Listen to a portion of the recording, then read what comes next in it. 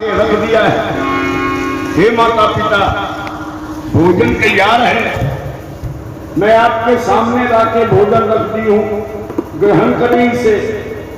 ब्राह्मण कहा, नहीं बेटी, 2 घंटे से ज्यादा हो रहा है, श्रवण का आहत नहीं मिला है हमें। अगर श्रवण का आहत मिलना बंद होता तो मेरा प्राणांत होने लगता है। बेटी, तू नहीं जानती हो कि मैं उस रत्न को कैसे प्राप्त किया हो। जरा सा भी उसका आहत दूर होता है, मैं परेशान हो जाता हूं। जब तक श्रवण नहीं आ जाता, मैं भोजन कैसे कर सकता हूं? कहां आ गया हूं पिताजी? क्या बात है बेटा, आज तो तू बड़े प्रसन्न महसूस हो रहे हो। मैं कितने बार तुमसे निवेदन किया कि बेटा एक बार हंस के सुनाओ हमें। तू नकली हंसी हंस के हमें संतुष्ट करना चाहता था, कभी असल हंसी नहीं मिला हमें। आज तो तुम सचमुच असल हंसी हंस रहे हो, बहुत प्रसन्न महसूस हो रहे हो। क्या बात है? किसने तुम्हें ये हंसी दिया है तुम्हारे मुख में? बता, मैं कितना आशीर्वाद दूं उसे। काश श्रवण अब रोज हंसेगा पिताजी, रोने का समय चला गया मेरे जीवन से। क्या बात है श्रवण? कहा कि पिताजी कोई बात बताऊं, इससे पहले आप हमें ये बताएं कि आप और मेरी मां दोनों अंधे कैसे हुए? मन कहते, श्रवण ये कैसा अटपटा प्रश्न करने लगा, किसने भरमा दिया तुम्हें? कहा, कोई नहीं भरमाया, असलियत जान के आया हूं पिताजी। क्या है इस नासवान शरीर में? इस माया के फंदे में तू अपना साहस क्या हारा है? यह हार मांस का ढांचा ही, यह हार मांस का ढांचा ही,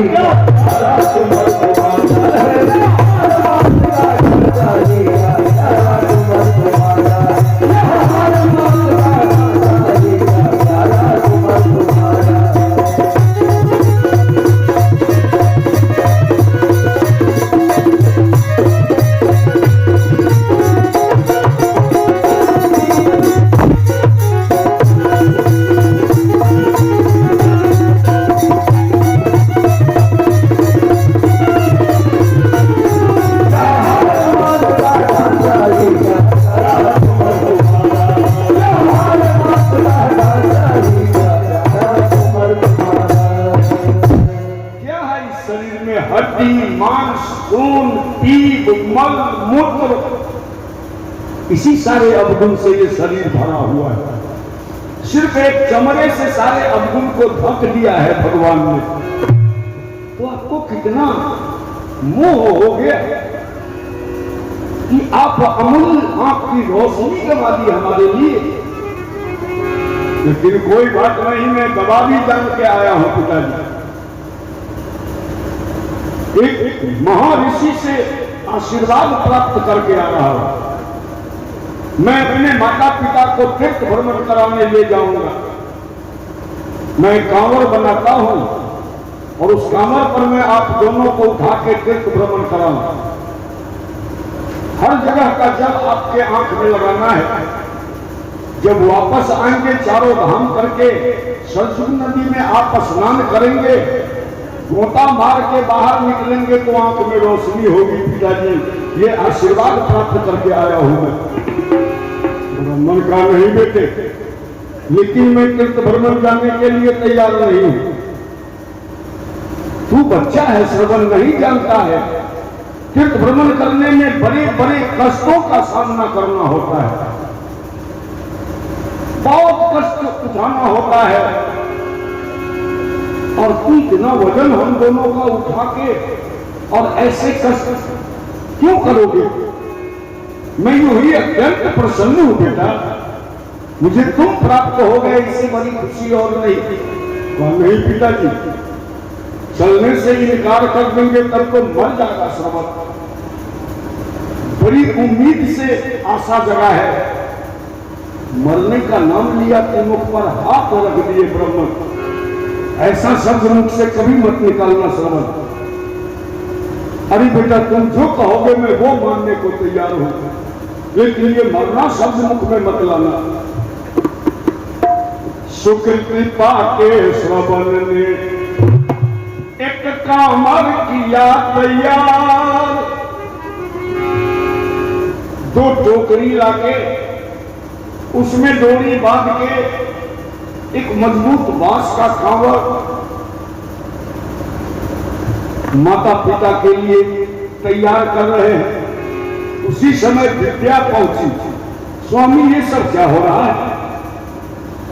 किधर रह गए थे आप? माता पिता कितने परेशान थे आपके लिए, ये क्या कर रहे हैं? कहा कि अरे विद्या इतना खुश हूं, इतना प्रसन्न हूं कि तुम्हें बताना भी मैं उचित नहीं समझा। भूल गया तुम्हें कहना। मैं अपने माता पिता के आंख की रोशनी के लिए माता पिता को तीर्थ भ्रमण कराने ले जा रहा हूं। मैं कुछ ही दिन में वापस हो जाऊंगा। विद्या तू मेरा प्रतीक्षा करना, इस कुटिया को बरकरार रखना। कहा कि कुटिया बरकरार करने के लिए विवाह की हूं आपसे। आप अपने माता पिता को तीर्थ भ्रमण कराएंगे तो क्या मैं अपने सास ससुर के सेवा में नहीं जा सकती? मैं आपके शरीर की छाया हूं। स्वामी कोई अपने शरीर से छाया को दूर करना चाहे तो ये कभी संभव है? आप कामर उठाएंगे तो ये वस्तु का जो गठरी बनाया है आपने, ये दोनों बोझ आप ही उठा के चलेंगे स्वामी? नहीं, आप कामर उठाएंगे तो मैं ये गठरी उठा के चलूंगी, लेकिन मैं भी साथ ही रहूंगी। मैं भी सास ससुर की सेवा के लिए आपके साथ चलूंगी। कहा तो ठीक है विद्या तुम भी चलो। बस उठा लिया कामर। जय माता पिता, जय माता पिता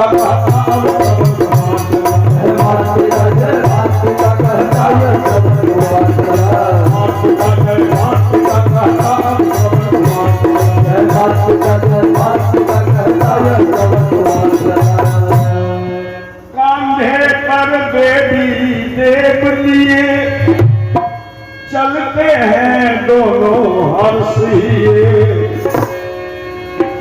कांधे पर देवी देव लिए चलते हैं दोनों हर्षिए।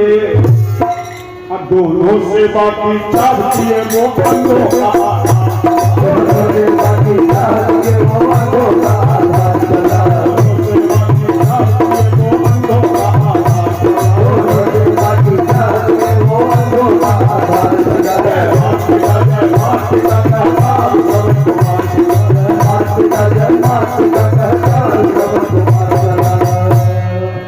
वे जिसी गांव में जाते हैं दर्शक अपार जुट जाते हैं। और सब कीर्ति श्रवण का गाते हैं, पुण्य का सब कीर्ति श्रवण का गाते हैं, पुण्य का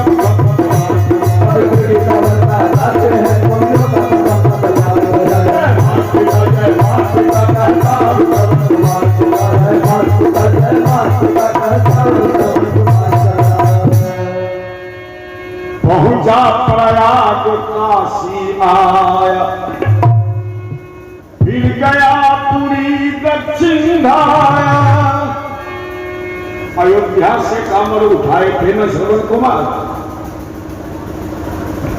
पहले प्रयागराज पहुंचे, त्रिवेणी संगम में माता पिता को स्नान कराया,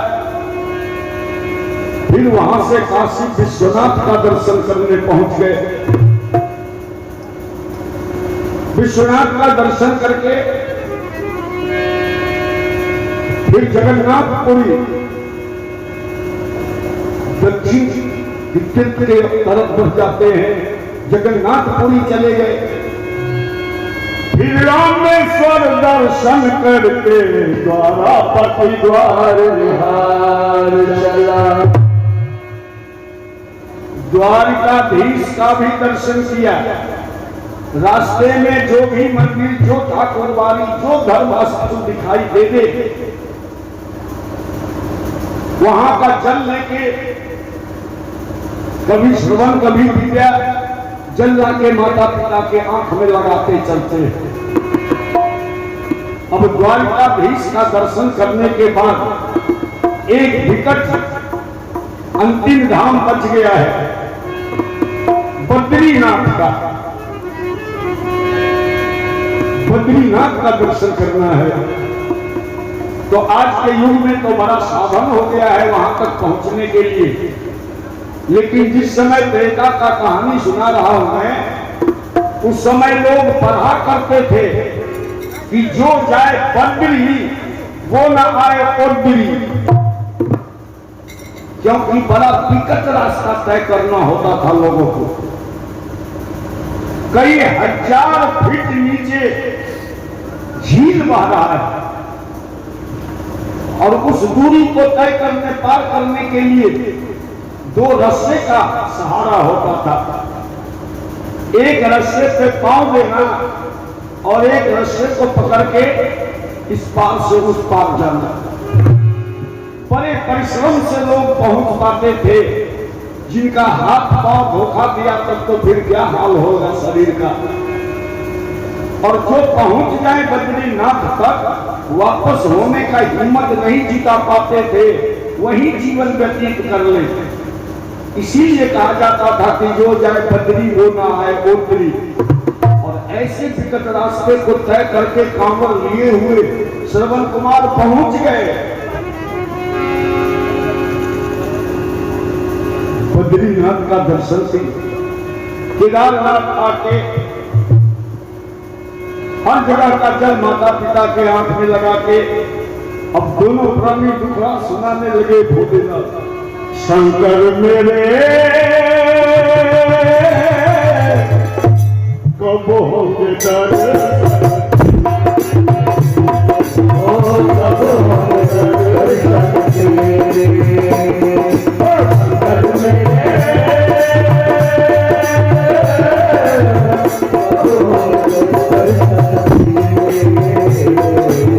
कब होंगे दर्शन मेरे, कब होंगे दर्शन मेरे।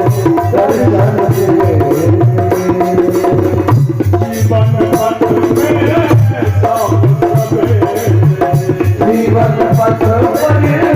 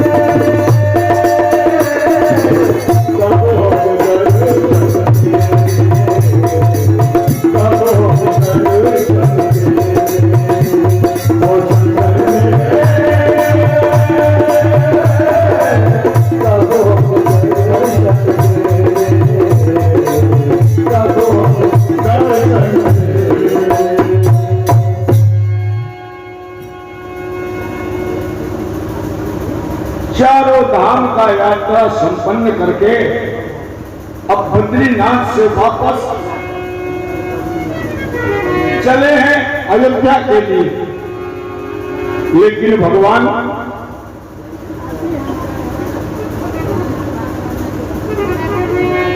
देखिए, स्टेज पर बात नहीं कीजिए भैया, निश्चित कर दीजिएगा तो बातें भूल जाएंगे कि हम क्या बोल रहे हैं। देखिए, अपनी जी बेटे का मुख नहीं देखने पाएगा, फिर संपूर्ण कैसे यात्रा हो सकता है। यहीं से भगवान का कुदृष्टि आरंभ हो गया।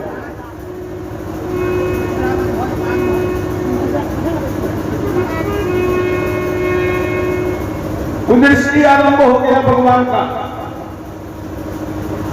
अभी बद्रीनाथ के हाथे से निकलना ही चाह रहे थे कि अचानक श्रवण की माता कहती कि बेटे अब आदि से दूर हो गए हो क्या, जल पीने का इच्छा हो रहा है। कहा भी लेके आ रहा हूं मां। कांवर को वृक्ष के निकट रखे और कमंडल लेके जल लाने जब चलने लगे तो विद्या बढ़ के कमंडल पकड़ लिया। कहा कि स्वामी, जब आपके काम में मैं बाधा नहीं करती हूं तो मेरे काम में आप क्यों बाधा करते हैं? ये सब काम हमारे लिए है ना। ये कमंडल दीजिए, मैं जल लेके आती हूं। श्रवण कुमार कहा कि विद्या, ये जितना पहाड़ तुम देख रही हो ना, नजर के सामने जितने भी पर्वत हैं वो सब बर्फ के पहाड़ हैं। पत्थर का नहीं, बर्फ का पहाड़ है विद्या। कौन चट्टान किस समय टूट के फिसल के नीचे गिरेगा ये तुम नहीं समझ पाएगी, तुम्हें आभास नहीं होगा विद्या, लेकिन मैं समझ सकता हूं। मुझे महसूस हो जाएगा। बगल में तो झील बह रहा है, मैं दौड़ के जल लेके आ जाता हूं। विद्या कही कि लानत है न ऐसे जिंदगी पे कि दासी अपने प्राण के डर से प्राण के लोक में बैठी रह जाए और स्वामी चले जाए जल लाने। क्या करूंगी ऐसी जिंदगी बचा के स्वामी? बर्तन दीजिए, मैं जलाती हूं। ले लिया बर्तन और चली गई। झील में जाके बड़े प्यार से बर्तन को धोया, पवित्र किया, एक कमंडल जल भर लिया।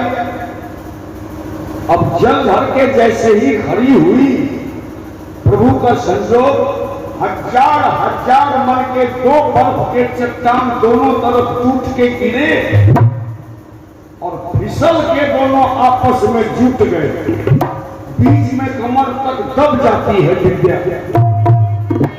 बेकरा बदन गलना शुरू हो गया उस बर्फ के चट्टान में। बस कमंडल को बाहर फेंक दिया विद्या और कहा कि स्वामी अब जल ले जाके माता पिता को पिला ले आप। मैं इस कर्तव्य को नहीं निभा सकी। साथ यहीं तक जीवन का जो यह हाथ बताए जाती हूँ, असंतोष इसी पे है मुझको कर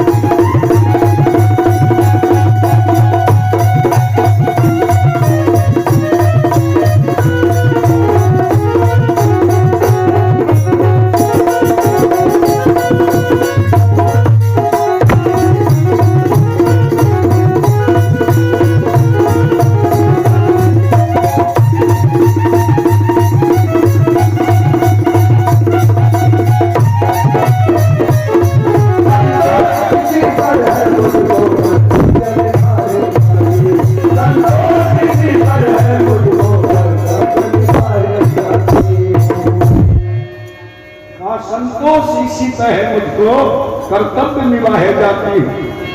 हे अंधे माँ बाप मेरी अपराध क्षमा करना। जब जब ऐसा संजोग जुड़े तू चरणों में आ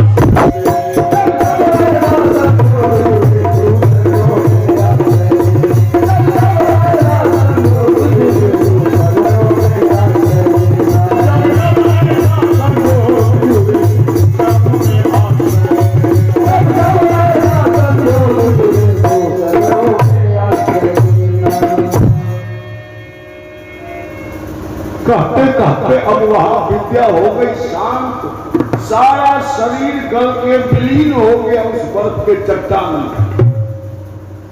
अब तो श्रवण कुमार बैठ के बच्चे की तरह ऐसा बिलख के रोना शुरू किया, इतना रोना आरंभ किया ना कि बद्रीनाथ को अपने मंदिर में बैठा नहीं रहा गया। एक साधु का वेश बना के बद्रीनाथ पहुंच गया श्रवण कुमार के सामने। बेटा ये क्या देख रहा हूं मैं, तुम तो बड़े प्रसन्न अपने माता पिता का कामर लेके चले रहे, ये मासूम बच्चे की तरह बिलख बिलख के रोना शुरू कर दिया है तुम। कहा कि बाबा मेरी अर्धांगिनी समा गई है उस बर्फ के चट्टान में, उस विद्या को अगर आप बाहर निकाल के लाओ बाबा तो मैं उसी तरह हंसता मुस्कुराता कामर लेके चला जाऊंगा। बद्रीनाथ का अब तुम अपना बिजली बनाने की सोच, अपने जीवन के लिए सोचो, विद्या को अपनाओ। बिजली बना के चली गई, विद्या जैसी मौत तो भगवान सबको दे। पतिव्रत की आन देवी निभा कर चली गई, निभा कर चली गई। पतिव्रत की आन देवी निभा कर चली गई, निभा कर चली गई। पतिव्रत की आन देवी निभा कर चली गई, निभा कर चली गई। पतिव्रत की आन देवी निभा कर चली गई, तीर्थों में प्राण जाए अब पति सास ससुर के बीच कोई कमी है। विद्या का सारा परिवार इस महातीर्थ में मौजूद हो। तीर्थों में प्राण जाए अब पति सास ससुर के बीच, अब बहनों को ये संदेश सुना तो बहनों को ये संदेश सुना कर चली गई। पतिव्रत की आन देवी निभा कर चली गई, निभा कर चली गई। पतिव्रत की आन देवी निभा कर चली गई, निभा कर चली गई। मरना हो तो ऐसे मरे अरे धर्म के लिए, मरना हो तो ऐसे मरे अधर्म के लिए। आदर्श सती रूप दिखा कर आदर्श सती रूप दिखा कर चली गई।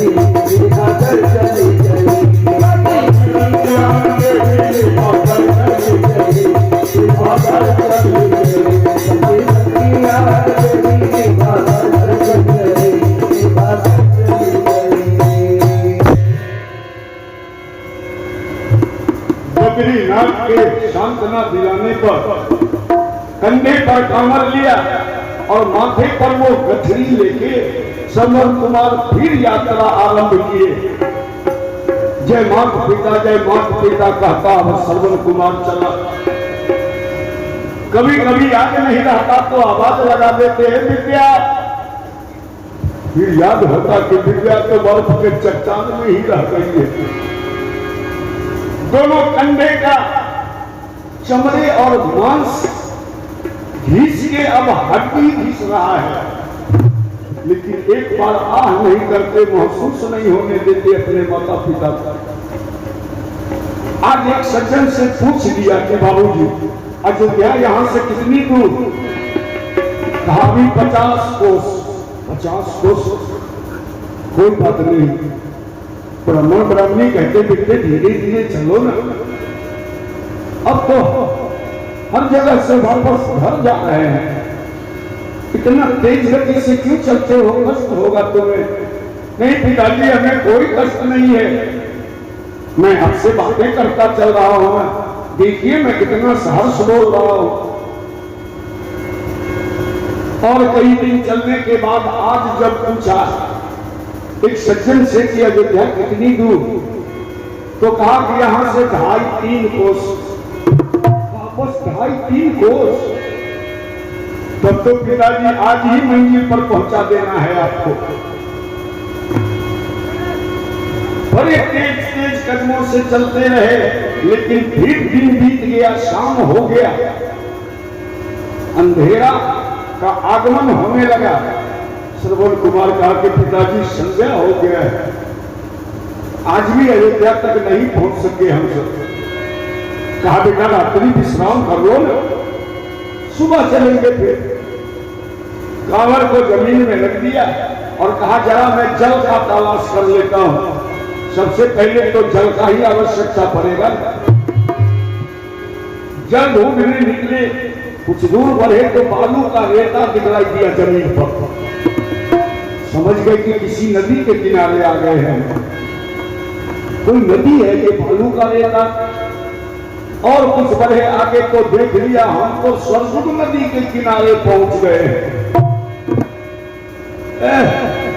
खुशी के मारे उछलते हुए वापस हुए। पिताजी आशा है पूर्ण सफलता की, होने आ रहा सवेरा है।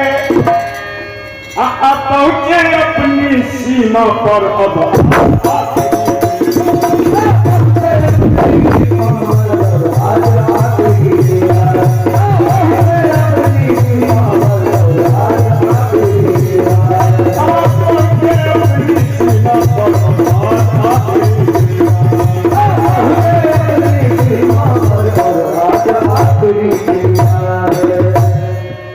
क्या बात है श्रवण?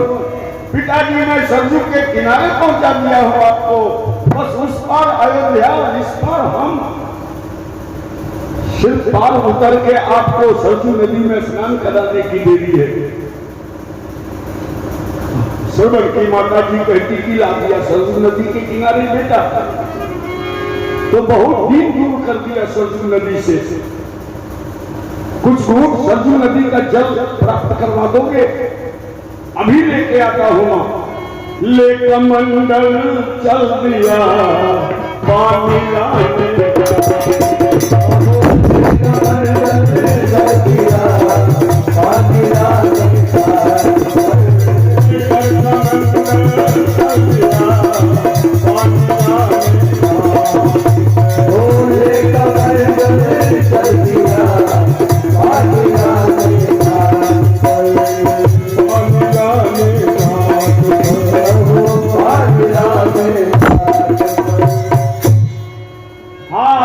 मंडल लिए श्रवण पहुंचे नदी किनार। करने आए थे वहां दशरथ नृपति सिंगार।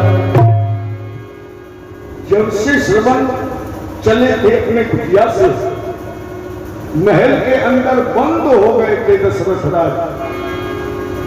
बड़ी उदास रहा करें, किसी कार्य में रुचि नहीं हो। बहुत दिनों बाद आज कहा कि चलो चल के शिकार खेलाते हैं। बहुत दिनों से महल में अंदर बंद बंद दम घुट रहा है।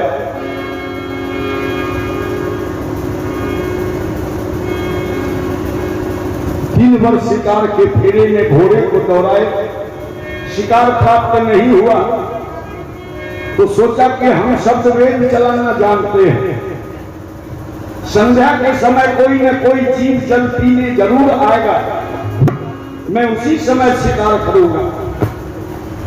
शब्द वेदवान का मतलब होता था कि आवाज के निशाने पर तीर छोड़ दिया जाए तो वो जीव जहां जाए वहां जाके उस बाण को लग जाना है। घात लगाए हुए शब्द वेद धनुष पर चढ़ा के ताक में बैठे थे दशरथ राज, लेकिन शिकार के बदले वहां पहुंचे श्रवण कुमार। कमंडल को धोया, पवित्र किया, बड़ी प्रसन्न है कि एकदम अयोध्या पहुंच ही चुका हूं, सिर्फ पार उतरने की देरी है। कल माता पिता के आंख में रोशनी देखने का सौभाग्य मिल जाएगा हमें। बड़े प्रसन्नता से जलने के जैसे ही खड़े होना चाह रहे थे तो कमंडल झरना में डुबाए झील में कलकल का आवाज हो गया। भरे हुए बाल्टी में एक लोटा को आप डुबावे तो उससे कुछ आवाज होने लगता है ना, वो कलकल का आवाज हुआ। दशरथ राज समझ गए कि कोई जीव जल पी रहा है। कलकल सुनकर सब छोड़ दिया, अजा बैठे छुप कर झाड़ी में। अब वह शब्द पेट सर जाके लगा सुकुमार श्रवण के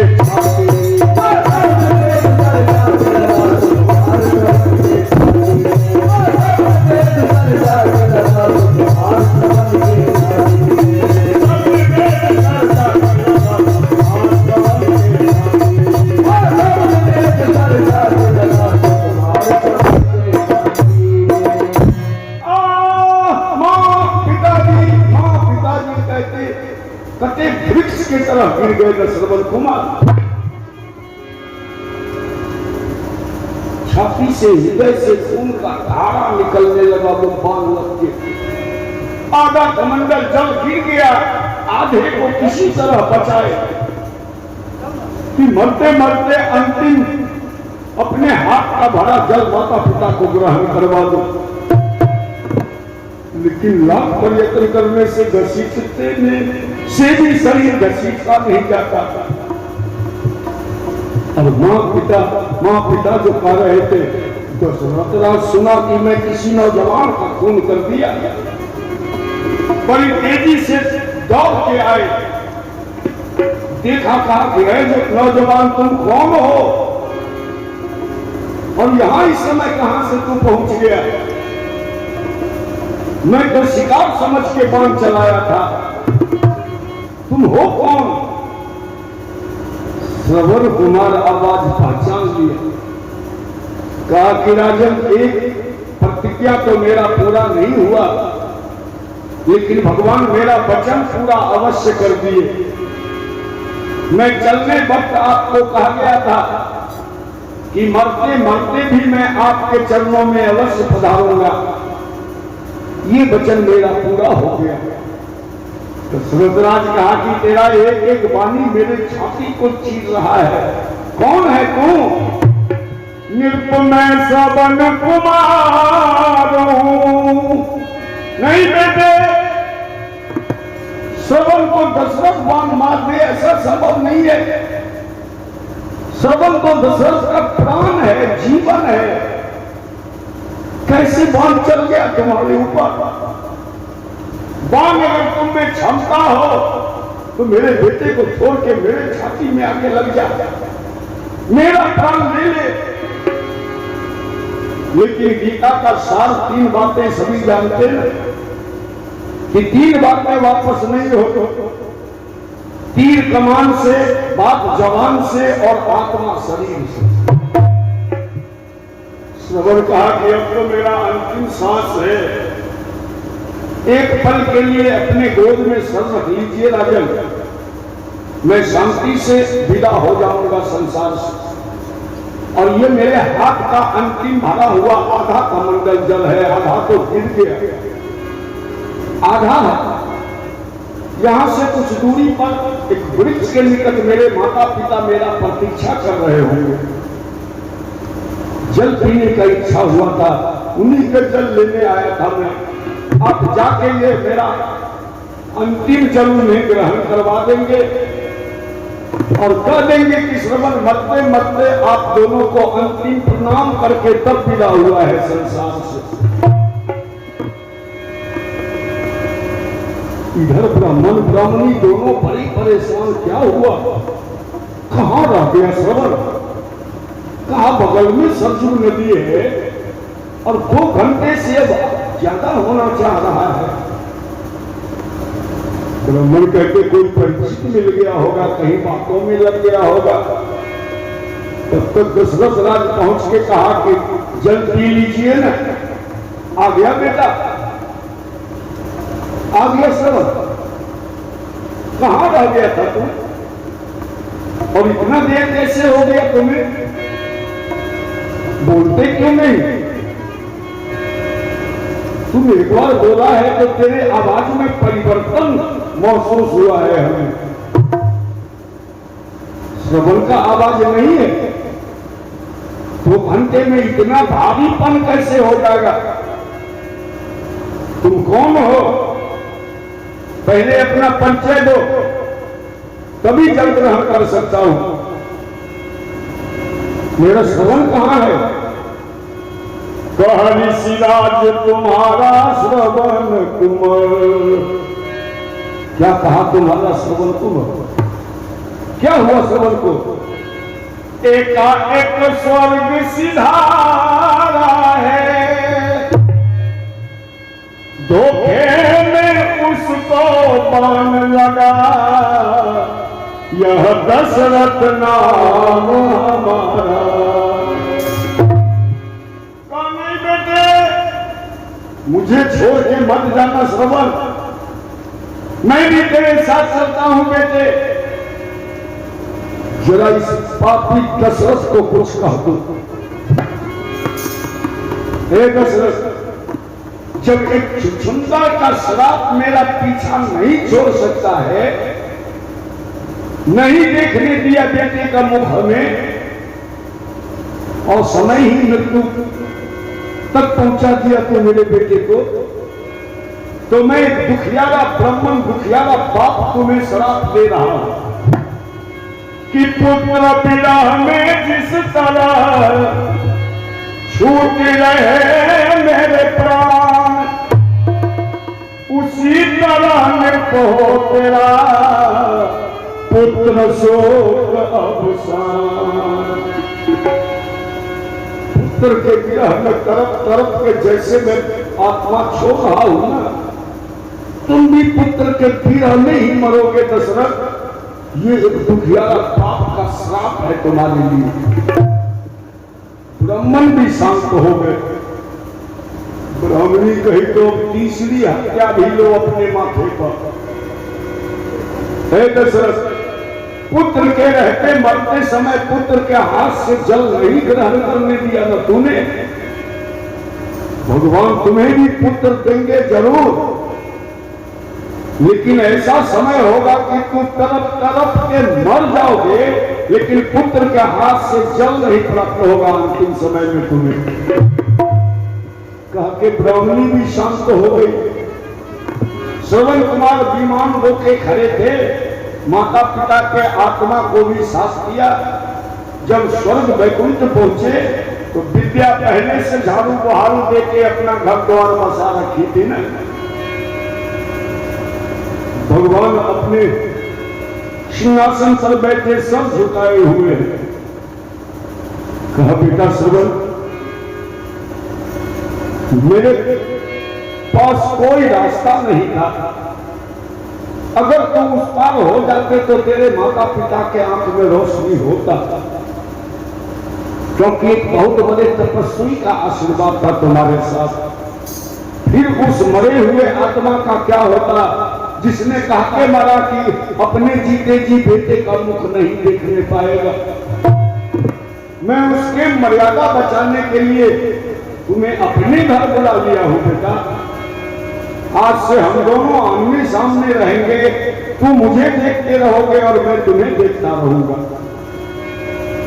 और यहां ब्राह्मण ब्राह्मणी के श्राप से दशरथ राज का क्या हाल हुआ ये तो रामचरितमानस में ठोस उदाहरण है कि भगवान राम जैसे पुत्र प्राप्त हुआ, चार पुत्र रहते, भगवान के वनवास जाने के बाद पुत्र के विरह में तड़प के मर गए दशरथ, लेकिन पुत्र के हाथ से जल नहीं प्राप्त हुआ। तो ये कहानी फिर ये कहानी